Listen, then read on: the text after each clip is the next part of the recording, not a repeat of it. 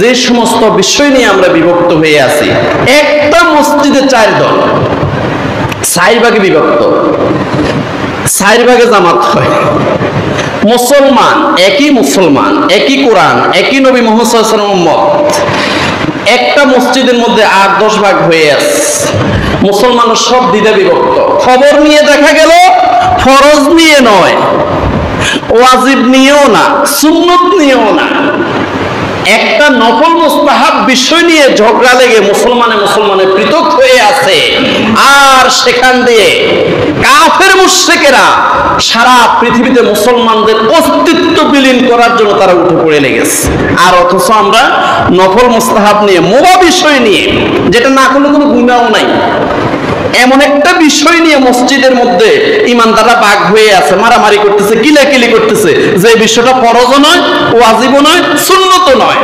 এমন বিষয় নিয়ে আজকে মুসলমানরা দ্বিধা বিভক্ত হয়ে আছে, আর কাফের মুশরিকরা আমাদেরকে পাখির মতো গুলি করে হত্যা করতেছে। তো এই জন্য আসলে আমাদের জানতে হবে যে কখন কি হয়েছে। যেমন কাফের মুশরিকেরা আল্লাহ রাসূল সাল্লাল্লাহু আলাইহি সাল্লাম যখন মক্কা শরীফ থেকে মদিনায় হিজরত করে চলে গেলেন, চলে যাওয়ার পরে কাফের মুশরিকেরা এখান দিয়ে মুমিন মুসলমান যারা রয়ে গেছে, শারীরিকভাবে দুর্বল মুমিন মুসলমান, শিশু এবং নারী যারা রয়ে গেছে, তাদের উপরে তো নির্যাতন করতেছে। এরপরে কিন্তু তারা থেমে থাকে নাই। তারা কি করলো? তারা একে একে অনেকবার মদিনা আক্রমণ করেছে। একবার বদরের ময়দানে গিয়ে তারা ইসলামকে একদম মাটির সাথে মিশিয়ে দেওয়ার জন্য সেখানে উপনীত হয়েছে। আল্লাহর হুকুমে আল্লাহর ফেরেশতারা আকাশ থেকে নেমে মুসলমানদের সাথে একত্রিত হয়ে 313 জন মুমিন মুসলমানদের সাথে একত্রিত হয়ে আল্লাহর দ্বীনকে আল্লাহ বিজয়ী করে দিয়েছেন। সুবহানাল্লাহ। আবার তারা উহুদের ময়দানে একত্রিত হয়েছে। উহুদের ময়দানে তারা ঠকে গেছে, মুসলমানদের আল্লাহু আকবার ধ্বনিতে তারা একদম পরাজয় বরণ করছে। কিন্তু উহুদের যে পাহাড়ের পিছন দিয়ে অতর্কিতভাবে পিছন দিয়ে এসে তারা আবার আক্রমণ করে 70 জন মুসলমানকে তারা শহীদ করে ফেলল। শুধু তাই নয়, আবার তারা খন্দকের যুদ্ধে, আহজাবের যুদ্ধে তারা আবার আক্রমণ করেছে।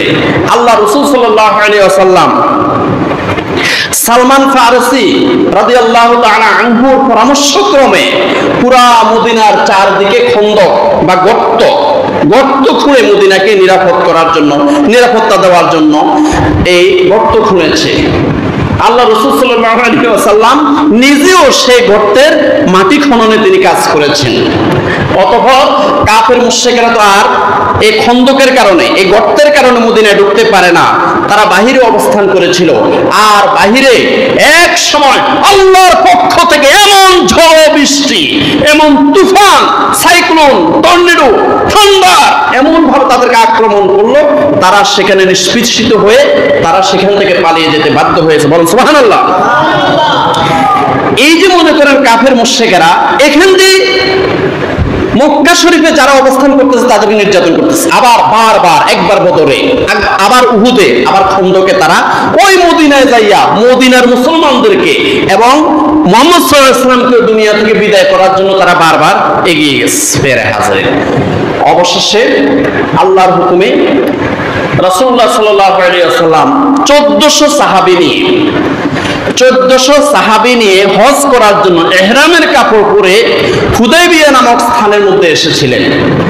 এসে হযরতে ওসমান রাদিয়াল্লাহু তাআলা আনহুকে পাঠাইলেন মক্কা শরীফের বিভিন্ন বিষয়াদি জানার জন্য, ওইখানের তথ্যগুলো আনার জন্য। কিন্তু তারা কাফের মুশরিকেরা কি করলো? হযরত ওসমান রাদিয়াল্লাহু তাআলা আনহুকে বন্দী করে ফেলেছে। বন্দী করে তারা একটা গুজব ছড়াই দিল, ওসমান রাদিয়াল্লাহু তাআলা আনহুকে আমরা হত্যা করে ফেলেছি, সে দেখি কি হয়। তারা একটা গুজব ছড়াই দিল। সাথে সাথে আল্লাহর নবী দুজাহানের সরদার মুহাম্মদুর রাসূলুল্লাহ সাল্লাল্লাহু আলাইহি ওয়াসাল্লাম বলেন, ও আমার 1400 সাহাবী, তোমরা ইহরাম খুলে ফেলো। সুবহানাল্লাহ। ইহরাম খুলে ফেলো। কারণ ইহরাম অবস্থাতে একটা মশাও মারা যায় না। মশা মারা যায়? একটা মশাও মারা যায় না। ইহরাম খুলে ফেলো। আমার সাহাবী জলিলুল কদর সাহাবী ওসমান রাদিয়াল্লাহু তাআলাকে তারা শহীদ করে ফেলেছে। আমি দূত হিসেবে পাঠিয়েছিলাম। দূত হত্যা কিন্তু এত সহজ নয়। যুদ্ধের ময়দানে একে অপরকে হত্যা করে হলো যুদ্ধনীতি, এটা হলো যুদ্ধের নীতি। ডাইন পক্ষ বাম পক্ষ, বাম পক্ষ ডাইন পক্ষকে হত্যা করবে, এটা হলো যুদ্ধের নীতি। কিন্তু দূত, যাকে আপনি দূত হিসেবে কোনো দেশে পাঠাইবেন, কোন একটা অঞ্চলে পাঠাইবেন, এই দূত হত্যা কিন্তু এত সহজ বিষয় নয়। আমি দূত হিসেবে ওসমান রাদিয়াল্লাহু তাআলাকে পাঠাইছি, তারা আমার দূত, আমার কলিজার টুকরা ওসমান রাদিয়াল্লাহু তাআলাকে হত্যা করেছে। ইহরাম খুলে ফেলো। 1400 সাহাবী ওই দিন ইহরাম খুলে ফেলেছে। খুলে ফেলে একটা শপথ করেছে না, নবীজি সাল্লাল্লাহু আলাইহি সাল্লামের হাতের উপর হাত রেখে 1400 সাহাবী ওই দিন একটা শপথ করেছে যে আমরা এটা প্রতিশোধ নিব, আমরা এটা প্রতিশোধ নিব, আমরা আজকে বায়াত গ্রহণ করব। এই বায়াতটা আছে সূরা ফাতার 10 নম্বর আয়াতের মধ্যে। আল্লাহ রাব্বুল আলামিন বলেন, ইন্নাল্লাযীনা ইউবাইউনাকা ইন্নামা ইউবাইউনাল্লাহা ইয়াদুল্লাহি ফাওকা আইদিহিম ফামান নাকাসা ফাইন্নামা ইয়ানকুসু আলা নাফসিহি ওয়া মান আওফা বিমা আহাদা আলাইহুল্লাহ ফাসায়ুতিহি আজরান আযীমা। সূরা ফাতা আয়াত নম্বর 10। আল্লাহ পাক রব্বুল আলামিন কি বলেছেন শুনেন। যখন আল্লাহ রাসূল সাল্লাল্লাহু আলাইহি সাল্লাম 1400 সাহাবীর হাতের নিচে রাসূল সাল্লাল্লাহু আলাইহি ওয়াসাল্লাম এক হাত দিয়েছে, 1400 সাহাবী হাত দিয়েছে, আবার হাতের উপর সবগুলো হাতের উপর নবীজি হাত দিয়েছে, হাত দিয়ে শপথ গ্রহণ করেছে যে আমরা এই ওসমান রাদিয়াল্লাহু তাআলা আনহুকে যে হত্যা করেছে এটার প্রতিশোধ আমরা নিব। ইহরামের কাপড় খুলে ফেললাম।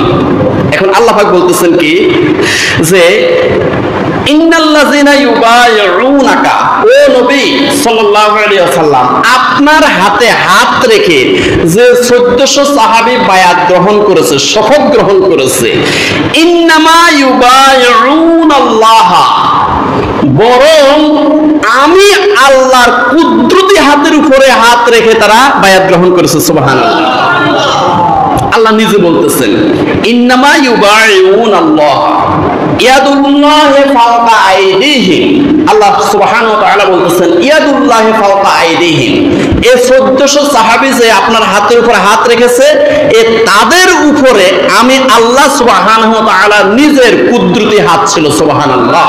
ইয়াদুল্লাহি ফাওকা আইদিহিম ফামান নাকাসা ফাইন্নামা ইয়ানকুসু, যেই ব্যক্তি রাসূল সাল্লাল্লাহু আলাইহি সাল্লামের হাতে হাত রেখে বায়াত গ্রহণ করেছে, বায়াত গ্রহণ করার পরে, এর শপথ গ্রহণ করার পরে যে ব্যক্তি এটাকে ভঙ্গ করেছে, মানে নবীর কথার সাথে আর কথা রাখে নাই, নবীর সাথে হাত রেখে যেই ব্যক্তি ওয়াদা করেছে ওসমান হত্যার প্রতিশোধ নেবে, জিহাদ করবে, লড়াই করবে, কাফের মুশরিকরা এত নির্যাতন করছে, আমাদেরকে মক্কা থেকে বের করে দিয়েছে, মক্কাতে যারা অবস্থান করতেছে তাদেরকে কত কষ্ট দিতেছে, আবার বারবার করে বদরে, উহুদে, খন্দকে তারা আমাদেরকে শেষ করার জন্য ওই মদিনায় গিয়ে আক্রমণ করতেছে।